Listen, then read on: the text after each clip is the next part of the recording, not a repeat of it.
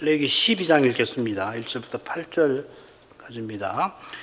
여호와께서 모세에게 일러 가라사대 이스라엘 자손에게 고하여 이르라.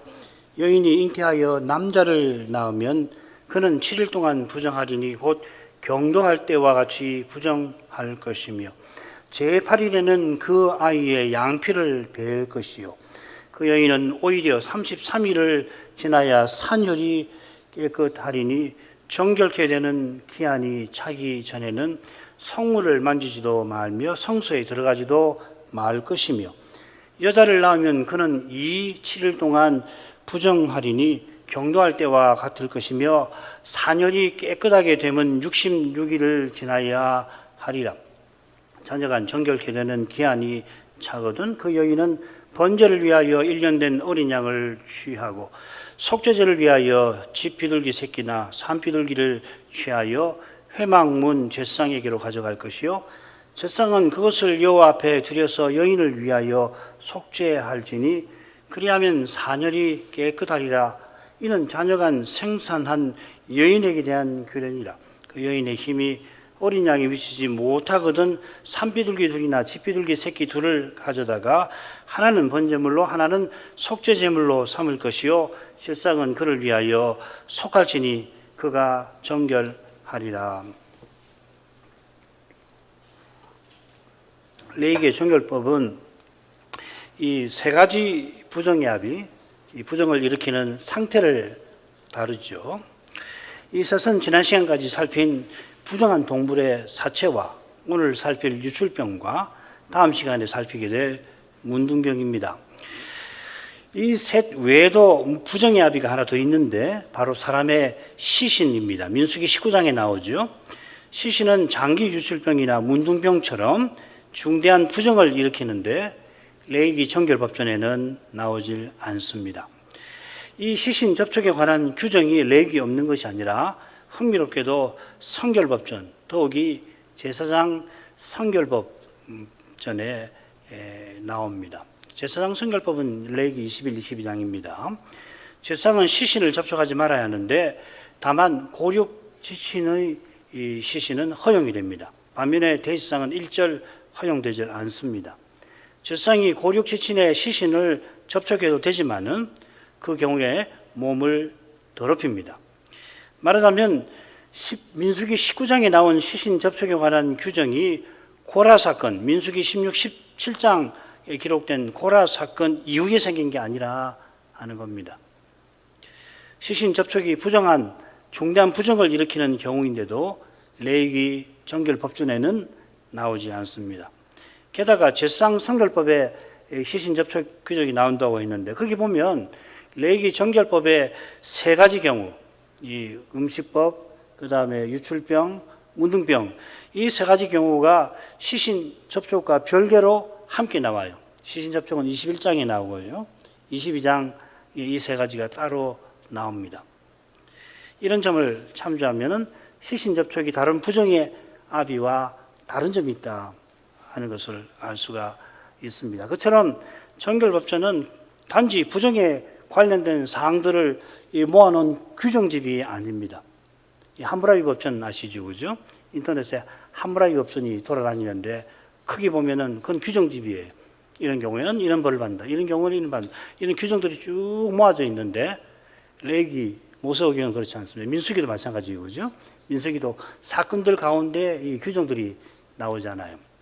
아주 이 성경 율법의 아주 독특성인데 우리는 이 정결법전을 공부하면서 처음에 이 법전의 줄거리를 살폈죠, 그죠? 다섯 기억하시죠? 이게 하나님의 창조와 그 다음에 낙원의 심판의 이 세 가지 이 주제가 함께 똑같이 나오는 거죠.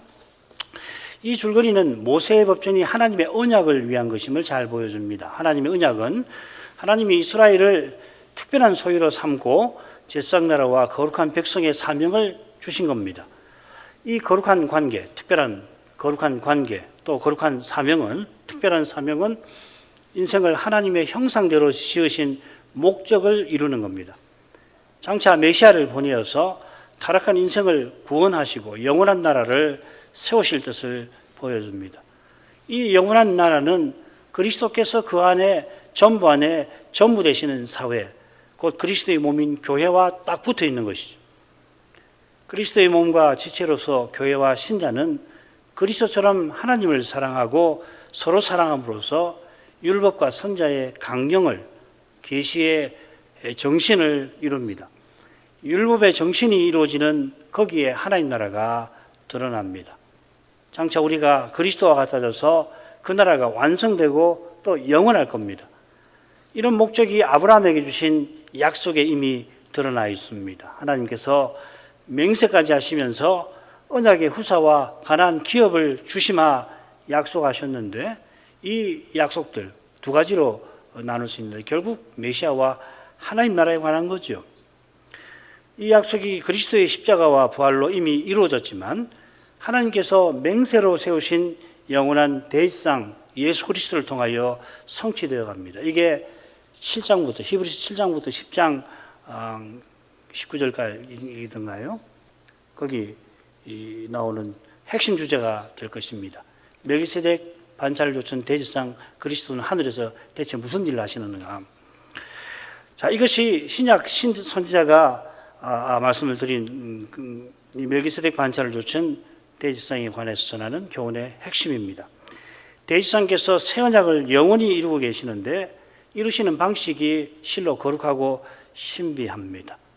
아무튼지 우리가 출산 정결법에서도 그리스도와 하나님 나라에 관하여 배우게 되는 겁니다. 이 셋으로 나눌 수 있습니다. 머릿말이 1절, 2절 상반절까지고 그 다음 2절 하반절부터 5절까지 산모의 부정에 관한 내용이고 그 다음 6절부터 8절까지가 산모가 회복된 후에 드려야 할 번제와 속죄제에 관한 겁니다. 먼저 머릿말 보죠. 여호와께서 모세에게 일러 가라사대 이스라엘 자손에게 고하여 이르라. 정결법처는 독특하게도 여호와께서 모세와 아론에게 일러주신 규정입니다.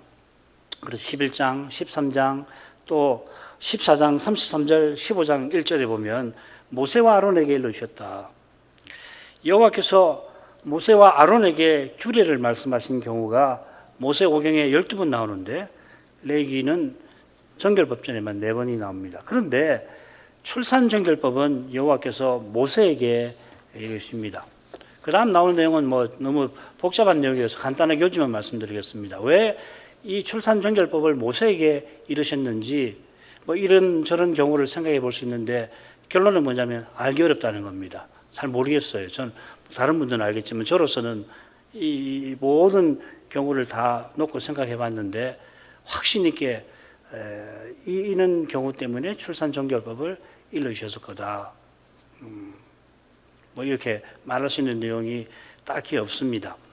그렇지만은 출산정결법이 다른 정결법과 다소 구별되게 시작된다 하는 점은 말씀드릴 수 있습니다. 그 다음 단락의 내용은 뭐냐면 이스라엘 자손에게 고하여 이르라고 했는데 우리말에는 똑같이 이렇게 번역이 되어 있어요. 이게 14번 나옵니다. 레위기에 14번 이스라엘 자손에게 고하여 이르라. 이렇게 특별히 고하여 이르라고 한 표현 14번이 나오는데 이 이르라고 번역한 말이 두 가지로 표현되어 있습니다. 7번은 히브리 말을 쓰면 레모르란 말이고 다른 7번은 동사를 썼는데 왜 이렇게 표현했을까 궁금해요. 이건 아마 이 모세가 이스라엘 자손에게 이 하나님께 받은 계시를 일러주는 방식과 관련된 가능성이 많습니다. 다만 어떻게 이스라엘 자손에게 알려줬는지 연구를 좀 하면 좋겠다는 겁니다. 이 제 숙제와 같이 숙제로 이렇게 적어 놓은 겁니다. 관심 있는 분들만 이 두 단락을 읽으시면 좋겠습니다. 자, 본론으로 가죠. 2절 하반절부터 5절 읽겠습니다. 먼저 산모의 부정입니다. 여인이 잉태하여 남자를 낳으면 그는 7일 동안 부정하리니 곧 경도할 때와 같이 부정할 것이며 제8일에는 그 아이의 양피를 뵐 것이요 그 여인은 오히려 33일을 지나야 산열이 깨끗하리니 정결케 되는 기한이 차기 전에는 성물을 만지지도 말며 성소에 들어가지도 말 것이며 여자를 낳으면 그는 이 7일 동안 부정하리니 경도할 때와 같을 것이며 산열이 깨끗하게 되면 66일을 지나야 하리라. 먼저 부정의 아비로서 출산 문제를 한번 생각하죠. 여인은 물론 이스라엘 자손의 아내이고 그가 낳은 남자는 역시 이스라엘 자손입니다. 자식은 여호와의 주신 기업이요 여호와의 상급이라 시인은 찬송하지요. 기업 또 상급, 이 언약의 복을 가리킵니다. 이 똑같은 말을 여호와께서 쓰셔서 내가 아브라함 너의 상급이라고도 말씀하십니다. 하나님이 우리에게 기업을 주시고 또 하나님이 우리에게 기업이 되신다. 같은 거죠. 그죠? 언약의 복은 핵심이 뭐냐면 언약의 복은 하나님을 여호와를 가까이 하는 데 있다 하는 겁니다. 하나님께서 가나안을 기업으로 주신 건 결국은 기업 주신 여호와를 기업 삼게 하신 건 기쁨으로 삼게 하신 겁니다. 아브라함과 사라가 언약의 후사를 얻고 그의 온 집이 실로 기뻐했는데 그 기쁨은 하나님 나라의 기쁨이었을 겁니다. 이 기쁨이 사무엘의 어머니 한나가 자식이 없어 고난받으면서 간절히 바라던 그것이었을 겁니다. 그래서 이 사무엘을 하나님께 드리고 그 다음에 예언의 기도를 드릴 때에 거기 1절에 보면 내 마음이 여호와를 인하여 즐거워하며 내 뿔이 여호와를 인하여 높아졌으며 내 입술이 내 원수들을 향하여 크게 열렸으니 이는 내가 주의 구원을 인하여 기뻐함이니라. 이 기쁨에 관한 내용으로부터 기도가 시작되거든요. 한나가 특별히 이 화목제 음식을 먹는 자리에서 브린다에게 지독한 멸시를 받죠. 그때 제사장 나라의 사명이 꼭 이루어지기를 요종의 심정으로 간절히 바랐을 겁니다. 사무엘상에 보면은 자기를 요종이라고 하면서 이 엘리에게 밝히지 않습니까? 굉장히 중요한 의미가 있습니다. 그런 심정에서 한나는 레위인의 아내죠. 요즘식으로 말하면 직분자의 아내인데 요즘 목사의 아내보다 더 의미가 깊다고 할 수 있습니다. 레위인은 단지 직분자만 아니잖아요. 중보 직임을 맡은 사람이니까. 레위인의 아내로서 아들을 간절히 구했을 겁니다. 한나가 사무엘을 얻어 나실인으로 드린 데에서 이런 심정이 잘 드러납니다. 여호와께서 이 한나의 심정을 기뻐하시고 필시 이 한나가 바라는 것보다 더 좋은 것을 주셨을 겁니다. 그가 어린 사무엘을 엘리에게 데려가서 나실인으로 여호와께 드릴 때에 예언의 기도를 드리는데 그 기도의 마지막에 나오는 예언, 이 메시아에 관한 또 이스라엘 왕에 관한 예언인데 그 예언이 사무엘을 통해서 이루어지잖아요. 사무엘이 왕을 세우지 않습니까? 다윗을.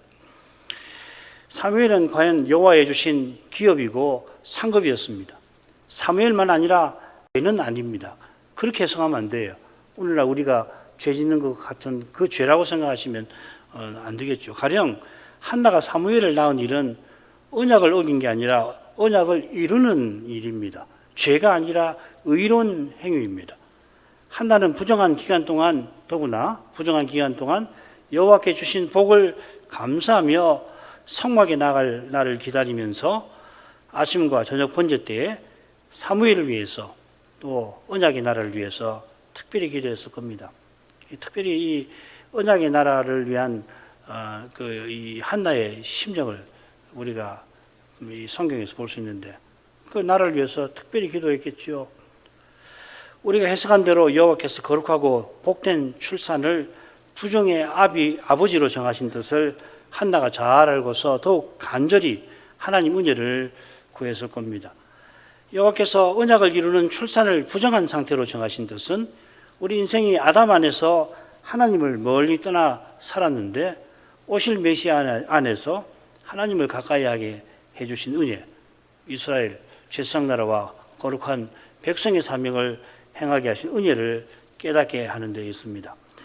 요컨대 부정은 인생이 아담 안에서 하나님을 멀리 떠난 이 죽음의 상태지요. 저주의 상태, 죄와 허물로 죽은 상태를 상징합니다. 이런 내용이 경도할 때라 하는 표현에 암시되어 있습니다. 이 경도는 달거리를 가리키는 표현인데 히브리어로는 그런데 어떻게 되어 있냐면요. 질병의 부정의 날들 이렇게 새길 수가 있습니다. 그래서 이 유대인 성경은 그렇게 번역을 해놨어요. 그런데 이 질병이라고 한 표현을 조사해 보면 어떤 질병이냐면 언약을 저버린 자에게 하나님의 저주로 내리시는 그런 것입니다. 낙원의 심판 때에 여호와께서 뱀에게 속아 선악과를 먹은 여인에게 먼저 뱀과 원수가 되게 하시고 이어 출산의 고통을 맛보게 하셨습니다. 여인이 출산하는 일이 놀랍게도 여호와께서 여인의 후손을 통하여 구원하실 약속 덕분입니다마는 출산할 때 여인이 맛보는 극심한 고통은 남편의 폭력과 더불어서 범죄한 인생에게 내리시는 하나님의 저주와 붙어 있습니다. 자, 이런 점들이 언약을 이루는 출산을 부정의 아버지로 삼으신 뜻과 붙어 있을 겁니다. 그 다음 할례. 그 뜻이 아울러 제8일에 그 아이의 양피를 뵐 것이라 하신데도 잘 드러납니다. 제8일에라고 했는데 중요한 낱말이 사실은 있어요. 이 접속사인데요. 영어 성경을 보면 대부분 이 접속사를 그리고 and 하고서 새깁니다. 그리고 하고 생긴 것은 7일 동안 산모가 부정해지는 사실이 앞에 나왔고 그것에 이어서 그 사실과 나란히 아이에게 할례를 시행한다 하는 것을 언급한 거라고 본 겁니다. 그런데 그런데라고 어쩌면 그런데하고 새기는 게 나을지 모릅니다. 저는 이 그런데가 좋다고 봅니다.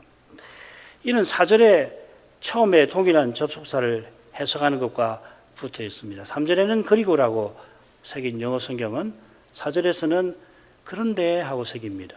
저는 바꿔줘야 된다고 생각합니다. 우리말 성경은 이 영어 성경 번역하고 비슷하게 되어 있어요. 그래서 이 12장 그 4절에 보면 오히려라는 말이 나오죠. 오히려. 이게 그런데라는 이 접속사를 그런데라고 번역한 것과 같은 의미입니다. 왜 그런데가 아니고 그리고라고 해야 되는지를 이 오히려라고 하는 말을 빼야 되는지를 제가 조금 이따 설명을 해드리겠습니다. 제8일에 아이에게 할례를 베푸는데 그런데도 산모는 33일 오히려 더 지나야 성소에 나갈 수 있다 이렇게 번역한 거죠. 그런데 3절을 그런대로 새기면 4절은 그리고로 새길 수가 있습니다. 그렇게 되면 3절에 명한 대로 제8일에 할례를 베풀었기 때문에 베푼 까닭에 산모가 33일 동안 산열이 깨끗해지는 상태로 옮겨가게 된다 이렇게 볼 수가 있는 거죠. 저는 이게 더 낫다고 생각됩니다. 자, 아무튼지 먼저 아이의 양피를 벤다는 표현을 보십시다. 정결법전 살피기 시작하면서 이 부정의 의미를 생각할 때 이 살이라는 말, 바사르라는 말에서 그 의미를 찾아야 된다 말씀드리면서 출산정결법에도 이 다른 정결법처럼 이 살이라는 표현이 나온다 말씀드렸죠. 여기 나옵니다. 12장 3절에 나옵니다. 이 살이라고 하는 표현을 살려 번역하면 그의 양피의 살을 벨 것이요 이렇게 해야 합니다. 아마 여러분 갖고 계시는 영어 성경은 그렇게 되어 있을 겁니다. 예. The flesh of foreskin 이렇게 되어 있습니다. foreskin이란 말이 양핀이고요. 이 flesh라는 말이 있을 겁니다. 한글은 이 살을 빼고 번역했어요. 왜 그렇겠나 생각해 보면 양피에 살을 뺀다는 표현이 여기하고 어디 나오냐면은 이 할례를 명하신 창세기 17장에만 나와요. 다른 곳에서는 할례를 말할 때에 양피를 뺀다고만 되어 있고 이 플래시라는 말, 살이라는 말이 나오진 않습니다. 그러니까 양피를 뺀다 이렇게 자연스럽게 번역을 한 거죠. 출산정결법에서 양피에 살을 뺀다고 한 것은 이 살이 철저히 타락한 사람을 가리키는 것과 붙어 있습니다. 이 음식정결법에도 마찬가지죠. 정한 동물은 먹을 수 있는 동물인데 굳이 살을 먹는다고 했어요. 우리가 짐승을 육식을 먹을 때 이 살만 먹는 게 피부도 먹잖아요. 구워서 먹고 다 그러는데 그런데 살을 먹는다고 했다고요. 이 살이라는 말이 창세기 6장 3절에 나오는 전적으로 타락한 사람을 가리키는 표현이거든요. 바울 사도가 성신과 대조해서 이 육신이라는 표현을 쓸 때도 바로 이 말씀에 근거합니다. 바울이 그리스도 문화를 섭렵한 사람이라 바울이 말하는 이 육신이라는 말, 사르크스라는 말 여러분 들으셨죠? 이 육신이라는 개념을 그리스 사상에서 가져왔다는 그런 견해가 신약계에 있지만은 어림없는 주장입니다. 성신께서 계시하신 이 신령한 교훈을 성신께서 가르치신 낱말에 담아 전하는 사도니까 성신과 대조하여 이 육신이라는 말을 성신께서 계시하신 구약에서 가져온 것입니다. 그러니까 사도의 이 가르침을 잘 알려면 구약을 잘 봐야 해요. 구약 선지자들이 마음의 할례를 받으라고 할 때에 바로 이 육신을 베어버리라 하는 겁니다. 그처럼 여기서 할례를 양피에 살을 벤다고 표현한 데서 부정의 상태가 사람이 육신이 되어버린 것을 상징한다는 것을 짐작할 만합니다. 여호와께서 이삭을 낳게 하겠다 약속하실 때에 할례 명령을 아브라함에게 내리셨습니다. 그래서 할례를 언약의 표라고 하셨죠. 창세기 17장 11절 너희는 양피를 베어라. 여기 살이 있습니다.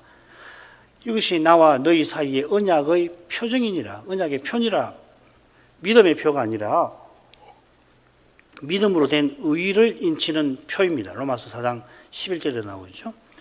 하나님께서 아브라함들을 믿게 하시고 그의 믿음을 의로 여기셨는데 이제 성례를 행하게 하신 것은 아브라함의 믿음을 더욱 견고하게 하려 하심입니다. 이게 하이델베르크 여론문답 65문에 나온 내용이죠. 그죠? 이 믿음, 우리가 이 그리스도와 그의 모든 언덕을 얻는 참여하는 그 수단인 믿음이 어디서 오느냐? 성신께서 주시는데 성신께서 복음의 강설로 우리 마음의 믿음을 불러일으키고 없는 믿음을 불러일으키고 생기게 하시고 그 다음에 성례를 시행해서 있는 믿음을 견고하게 하신다 했죠. 아브라함이 처한 현실과 하나님이 주실 그 신비한 약속을 보면 아브라함의 믿음을 더욱 견고하게 하실 필요가 잘 드러납니다. 아브라함이 이스마엘을 낳고 무려 13년이나 그의 믿음의 길에서 힘든 시간을 보내고 있었습니다. 마침내 하나님께서 나는 전능한 자라 언약을 능히 이루는 하나님, 언약을 이루는 데 있어서 모든 능력을 갖고 있는 혹은 언약을 이루기 위해서 모든 능력을 발휘하시는 하나님이라 계시하시며 이삭 낳을 일을 약속하시지만은 아브라함은 그 약속을 잘 믿지를 못해서 이스마엘이나 하나님 앞에 살기를 원하나이다 합니다. 그런데 아브라함이 성례를 시행할 때에 성신께서 하나님의 약속을 믿는 믿음을 더욱 견고하게 하셨을 겁니다.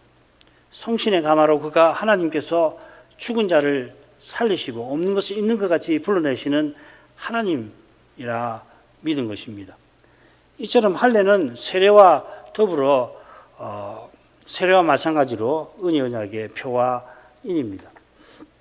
이 언약은 하나님께서 아브라함에게 약속하신 대로 이스라엘을 종되었던 집에서 건져내신 구속 위에 굳게 섭니다. 이스라엘을 여호와의 특별한 소유로 삼으신 것입니다. 이는 그들을 제사장나라와 거룩한 백성다웠게 살게 하심입니다. 이스라엘 어머니가 아들을 낳으면 제8일에 그의 양피에 살을 베어서 그를 언약 백성 삼으신 뜻을 받듭니다. 그가 이스라엘 자손이라도 스스로는 우상 섬기던 주인에게 종로로 다른 사람에 불과합니다만 그런 그를 제사장나라에 속해서 하나님을 가까이하며 하나님 나라를 바라보게 영원한 제국을 바라보게 하신 것입니다. 할머니, 어머니, 누이들은 할례 받지 아니합니다만은 할아버지, 아버지 자기가 받은 그 할례의 언약을 함께 이루는 사람이죠. 아브라함의 비조인 이스라엘의 비조인 아브라함이 사라 없이 언약 후사를 얻고자 했지만 심지어 다메섹 엘리에셀을 후사로 삼으려고 한 것은 그 시대를 넘어서는 결단이기도 했지만은 얼마나 가상한 겁니까? 그 시대에 이런 결단을 내리는 인물이 쉽지 않잖아요. 그리고 그것이 정말 시대를 뛰어넘는 그 믿음의 결단인데 그런데 하나님께서는 사라가 아브라함에게 낳을 이삭과 언약을 세우겠다. 언약을 이루시는데 사라도 쓰시겠다 하신 것입니다. 그래 나실인 성원의 규례를 보면 하나님께서 여성도 그 시대의 대시장처럼 살기를 내신 것 아닙니까? 신약시대에 이만한 규례가 있는지 한번 찾아보세요. 신약시대. 예수님이 오신 이후에 소위 직분과 관련해서 여성에 대해서 이런 기회를 허락하는 그 제도가 있는가? 왜냐하면 나실인 제도가 있어서 굳이 주실 필요가 없는 거거든요. 달리 말하면. 놀라운 제도입니다. 자, 세 번째 가보죠. 산혈이 깨끗해지는 정결케 되는 이 기한이라는 낱말 속에서 교훈을 한번 찾아봅시다.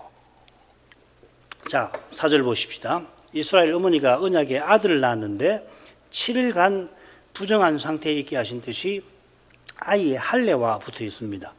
아이가 할례 받는 제8일 새로운 출발을 상징합니다.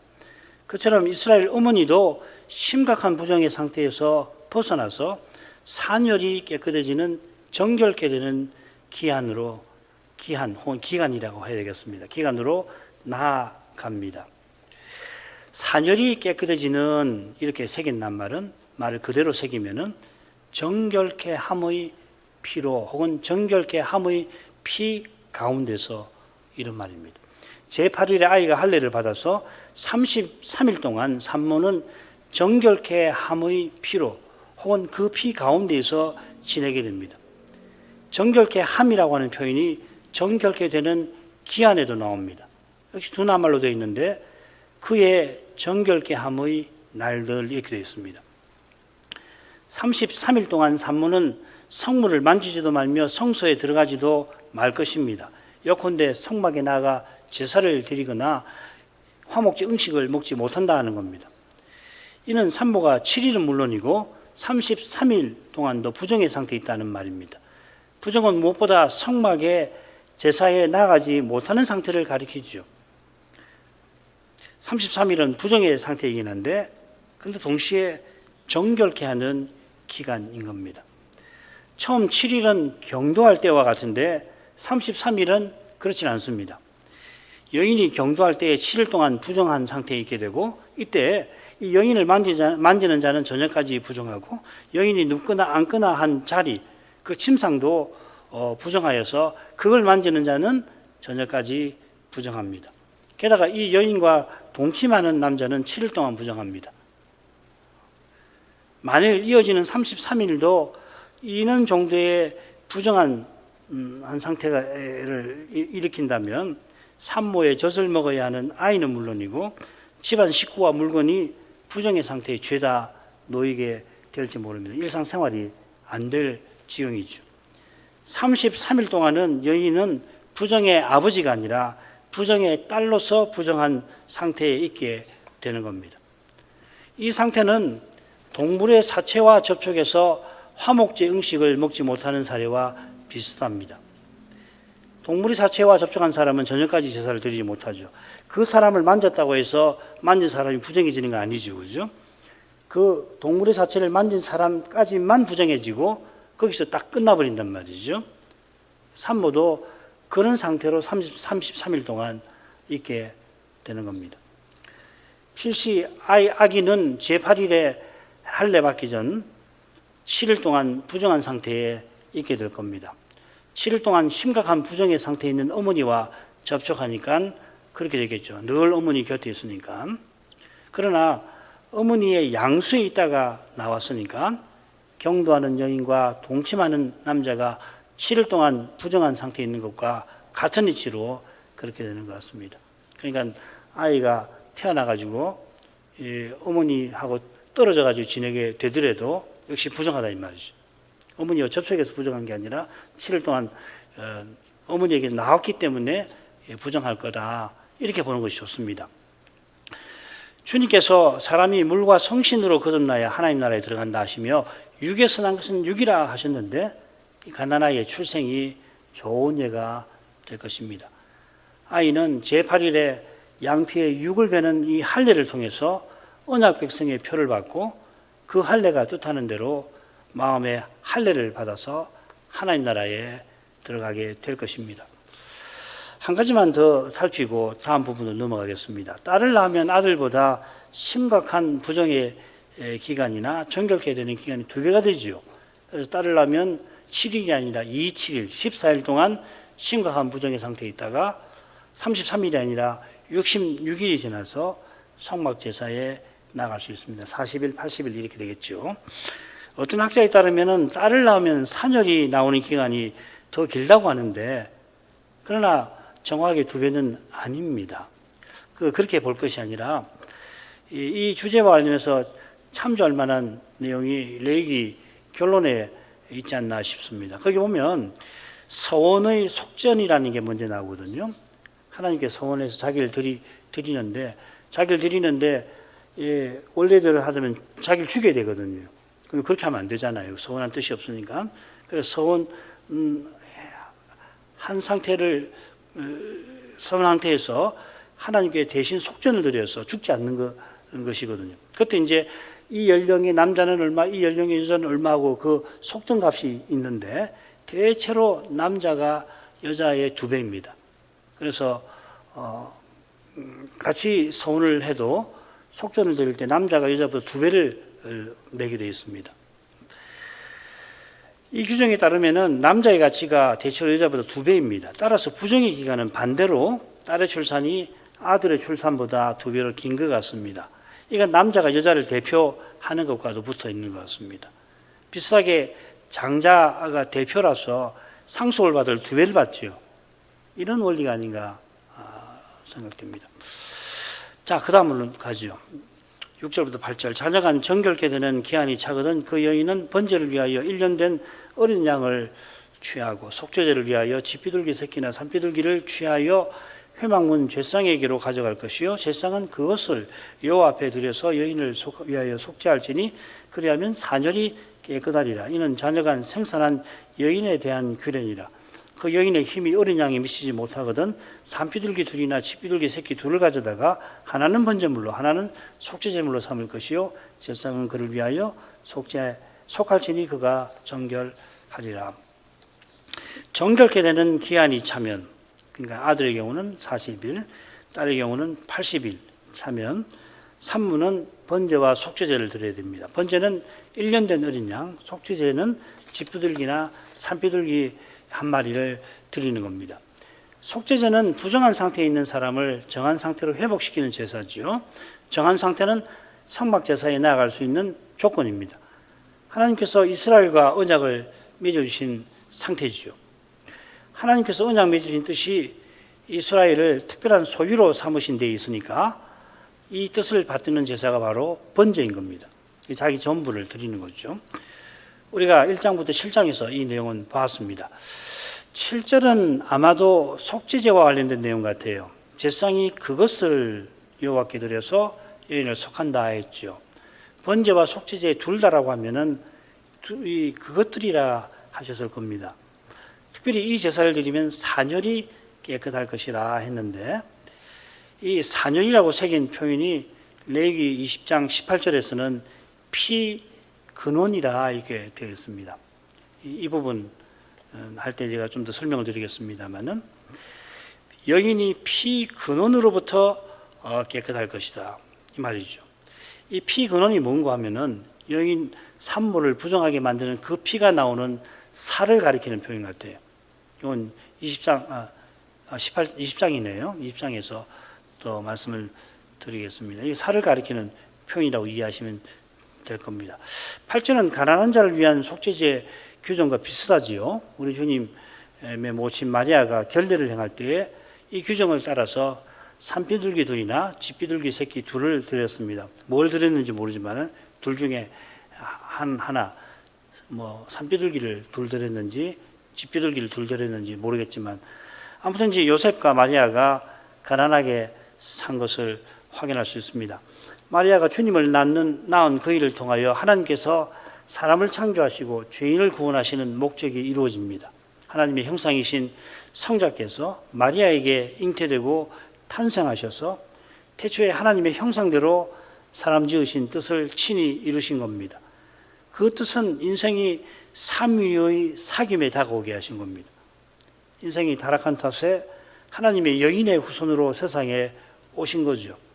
죄 있는 육신의 인간을 구원하려고 죄 있는 육신의 모양을 취하기까지 하셨는데 이게 동정녀 탄생에 드러난 신비입니다. 주께서 우리를 구원하시기 위해서 하셔야 할 모든 일, 또 하실 수 있는 모든 일을 행하셨는데 이 주님의 동정녀 탄생이 십자가와 더불어서 그 증거 중에 증거일 것입니다. 주님의 십자가와 부활로 말미암아 죄 있는 육신인 우리 인생이 신령한 성신적인 사람으로 살게 되었고 장차 신령한 몸을 입게 될 겁니다. 우리가 지금 성신으로 그리스도처럼 살고 장차는 그리스도와 같아질 것입니다. 바로 이 언약 위에 유아 세례가 굳게 서 있습니다. 부부 중 한 사람만 믿어도 그 자녀가 깨끗하고 또 이 세례로 거룩해집니다. 세례를 통하여 언약의 나라에 들어오고 예배를 통하여 언약의 하나님을 가까이 한다는 뜻이겠죠. 세례받은 자녀가 자기 발로 언약의 울타리를 박차고 나가지 않는다면 그는 하나님의 구원에서 멀지 않을 것입니다. 한나가 사무엘을 낳고 40일 동안 이후로 일평생 날마다 그는 자기 아들을 위해서 간절히 기도했을 텐데 그처럼 언약의 부모는 맹세까지 하신 이 하나님의 약속을 믿고서 끝까지 부모의 소명을 이루어야 나가야 할 것입니다. 이만큼 하죠. 음식 정결법처럼 출산 정결법에도 정확한 의미를 알기 힘든 내용이 나옵니다만 언약을 이루는 출산을 심각한 부정의 상태로 정하신 데에서 하나님의 지혜는 실로 거룩하고 신비합니다. 출산만큼 여인의 삶에서 중요한 일이 별로 없을 텐데요. 바울 사도는 여인의 소명을 교훈하면서 정절로서 믿음의 사랑과 거룩함에 거하면 그 해산함으로 구원을 얻으리라 하였습니다.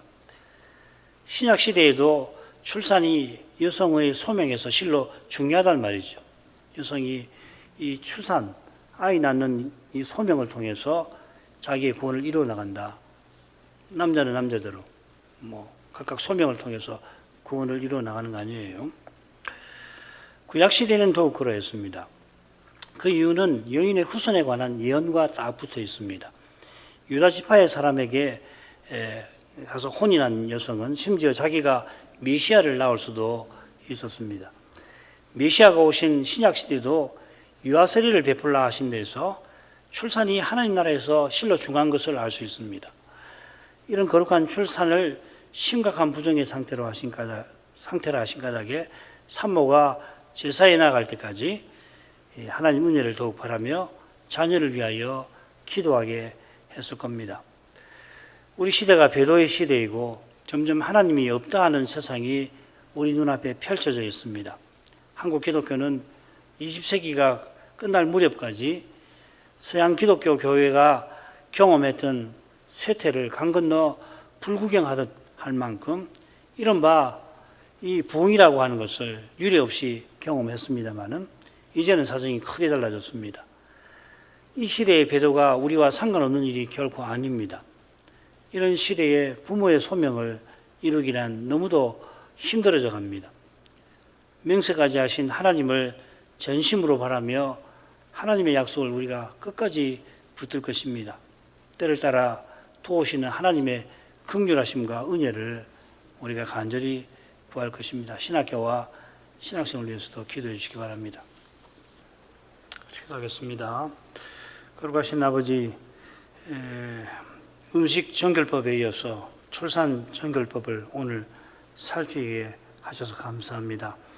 율법이 가입한 것은 죄를 더하게 하려 함이라 이렇게 사도가 교훈하였는데 그처럼 하나님께서 모세를 통하여 시내산에서 율법 주시기 전에도 여호와의 도를 아브라함에게 교훈하셨고 아브라함 이전에도 에녹과 노아를 통해서 하나님의 의의 도를 세상에 전해주신 줄 압니다.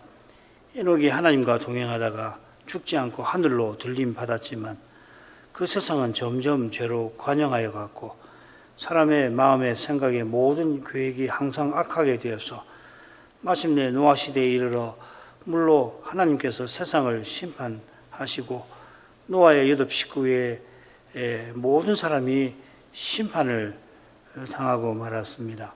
율법이 세상에 등장하기 전에도 죄가 얼마나 끔찍하고 얼마나 악한 것인지 노아의 홍수에서 모를 수 없이 드러났습니다마는 사도는 율법과 계명으로 말미암아 죄가 더욱 죄된 것을 교훈합니다.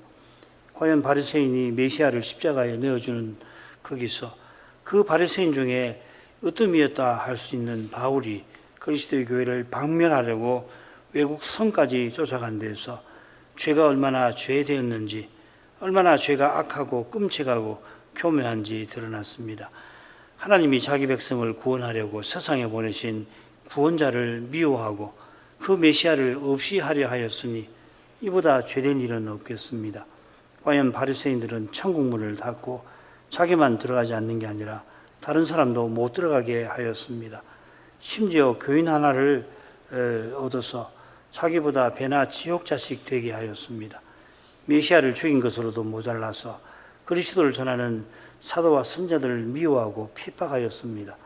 바울이 그러한 사람이었는데 다메섹 가던 길에서 영광의 주님을 뵙고 그 거룩한 빛에 자기의 죄, 인생의 죄가 얼마나 악할 수 있는지를 깨닫게 하셨습니다. 바울이 자기를 핍박자라 하며 내가 죄인 중 괴수라고 고백한 대로 그런 죄인의 괴수가 회개하고 교회의 사도가 된 것은 어떤 신학 이론으로도 다 설명하지 못할 일인 줄 믿습니다. 오직 사도가 주를 만난 후로 생명을 다 바쳐서 복음을 전하고 교회를 세운 그때에도 자기가 여전히 죄인 중 괴수라고 고백하는 바로 거기서 그가 계속해서 죄를 철저히 깨닫고 나가는 거기서 하나님이 어떠한 은혜로 그를 돌이키게 해주셨는지가 환히 드러납니다.